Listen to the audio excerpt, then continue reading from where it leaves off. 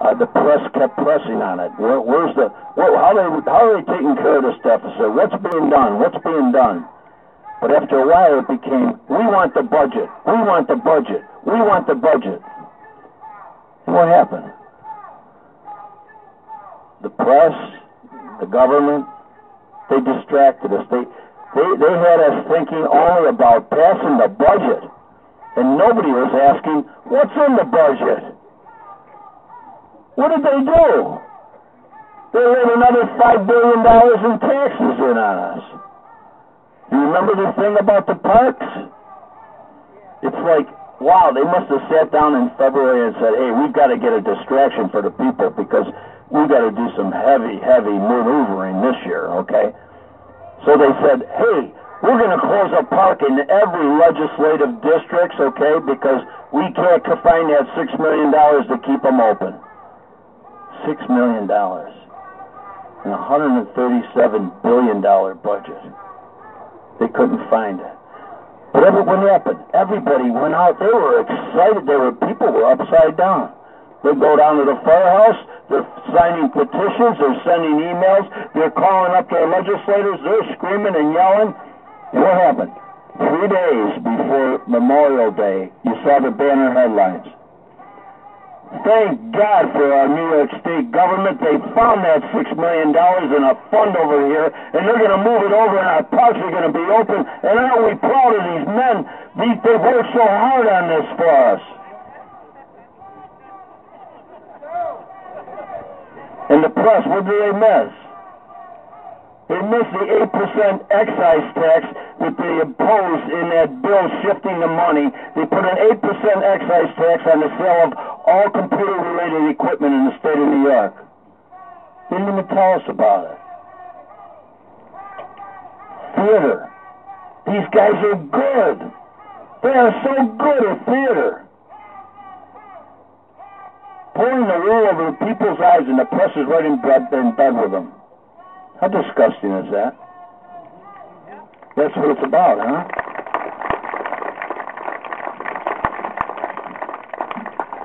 This person, yeah.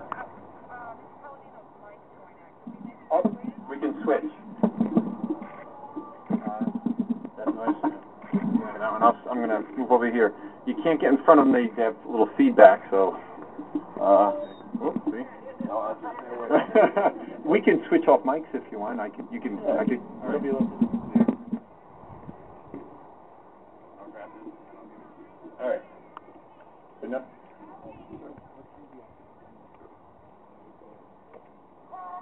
Carl, it was Mark. Okay.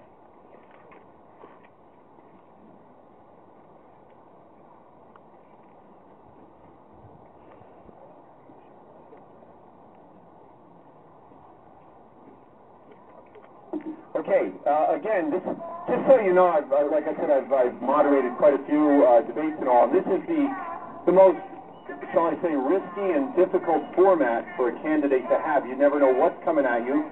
You don't have your opponent giving his opinion or lack thereof.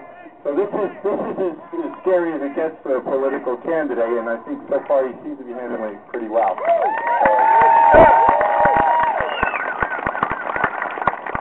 Again, you never know what it's like a box of chocolates. You never know what you're going to get. So, this one says, I want you to be governor. Coming from New York City and living here for over 7 years, we want to let you know how we want to know how you can sell the citizens of New York City. You want me to sell them? You know, for years I was listening to the politicians up in Western New York talking about upstate, downstate, upstate, downstate. And in this campaign I found, I've been everywhere, from Ripley to Plattsburgh to Montauk and the far reaches of Staten Island. And I see the people, the faces are different, but the look is the same everywhere. The people are frustrated. They're frustrated with their government. This government is not loyal to the basic needs of the people it is charged to serve. And that rings for everyone. The people on Long Island, the people in Queens, the people in Ripley, the people in Syracuse. It's the same thing everywhere. There's nothing different about it. It's true that in New York City, we've had most of our current leaders are from Manhattan, the statewide leaders in the state.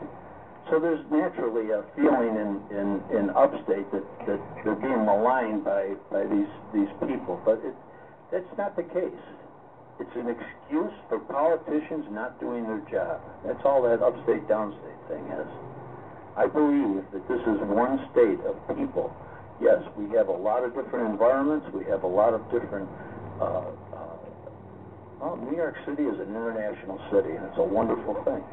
And thank God for the Wall Street area, because without Wall Street, our taxes would be much higher. But we have a community at large. We have a community of very frustrated people. They can describe us any way that they want. They can call us angry, they can call us crazy, they can call us mean-spirited or whatever. We're just regular people, that's all we are. We want a fair day from our government. We want a government that's responsive only to us, and not to every Tom, Dick, and Harry from every place else. And not to all these, there's 6,400 lobbyists earning a living in Albany, New York. Come on. What do we do? We don't want a friends and family club. We don't want the pay-to-play club. We want an honest government. I mean, if the clowns that got themselves in trouble in the last couple of years in our government are an illustration of the quality of government that we're getting, well, my God, how much more is there? How much more? And we're just looking at maybe the tip of the iceberg. It's terrible. It's an honor to serve in government. These people have made a career out of it. Their expectations of feeding at the public trough go beyond any logic whatsoever. You could see how hard they're fighting back and pushing back on me. They're fighting to death that I'm going to win this thing.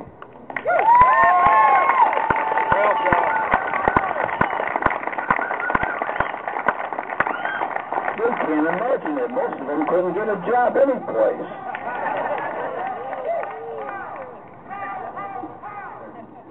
All right. Again, you never know what you're going to get. Mr. Palladino. Yeah, blue one. If you are elected governor, your draconian cuts to spending and Medicaid will hurt the poor, the working class, the middle class, and our public schools.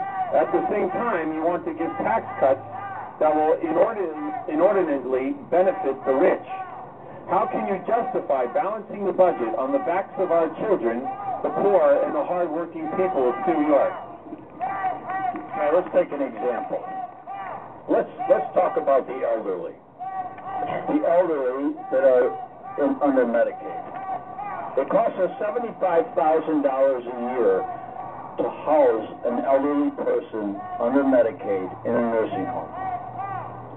So my idea, which is, by the way, being done by many other states today, and others have pilot programs, but my idea is this.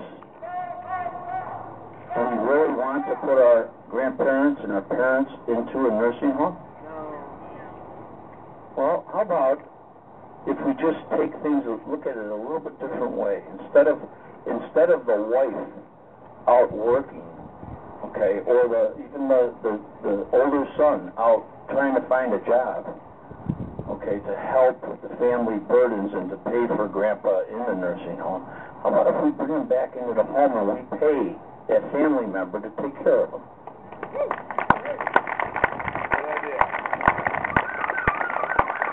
How about if we bring grandpa home, we bring dad home, all right? Wow. Having them right there. That's what we're all about, isn't it? You got it. We can save at least 50% of the cost. Let's say we pay the family member $20,000 a year, and then there's another $5,000 or $6,000 a year in bedding and other things that would have to be paid. It's a lot cheaper than $76,000 a year. Wow. And we can do that. Oh, but wait a minute, the lobbyists? What were you saying about the lobbyists? Oh, I see. Okay. They come first. Yeah, okay. You know, I mean, I'm sure that the nursing home operators are going to be a little bit upset about that. Take them out, Carl. But I really don't think it's... I think we can have both of them, and I'm going to give you statistics here. If we took only 25% of the people that we have in nursing homes today, and put them back into the home under that plan, we would save $2.6 billion.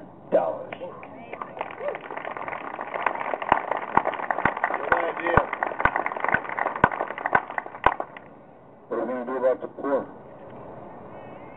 See, unlike my opponent, my program includes jobs, jobs, jobs, J-O-B-S, jobs, for the skilled and for the unskilled. For the unskilled, I've suggested a Dignity Corps. My dad served in the Civilian Conservation Corps back in the 30s. It was started by FDR right here in New York State when he was governor. And then when he went on to be president, he started the federal program. My dad was a poor immigrant boy. His parents had died. He had nothing else, and he couldn't get a job. He joined the CCs, and for the rest of his life, he talked about the wonderful experiences he had out in the Sierra Nevadas, building roads and building fire breaks. And that's why this is my solution for this issue is tailored after his experience. If you're on welfare and you're able-bodied and you're not one of the exception class, and believe me, there's many, many exceptions, and that's understandable. There's people with disabilities, people with children, people with other problems they have to be attended to. But if you're able-bodied, you want that check? We're going to help you find a pathway into a better life. We're going to help you find a pathway into working and earning it, and we're going to help your self-esteem. We're going to force you to join this program that we're calling Dignity Corps. Now, involuntarily, any person can join Dignity Corps. But once you're in the program, now what's available to you? Well, if you want to go to school and better yourself and come up with a trade and get educated in a trade, we'll send you to school. If you want to work in an urban program, a hospital or some other type of facility in an urban environment and live right at home, fine. We'll put you in an urban program. If you want to leave home, okay, and go up and work into the mountains like my dad did, and work in the Adirondacks or the Catskills or the Alleghenies, then fine. We'll bring you there. We'll give you an opportunity in that program. If you want to be in the military part of the program, fine. You can join the National Guard, and we'll help you do that. But you're going to work. You're unskilled. We're going to keep you working until you find something fulfilling, until you've found your path back into our society. Yay, Carl! Now,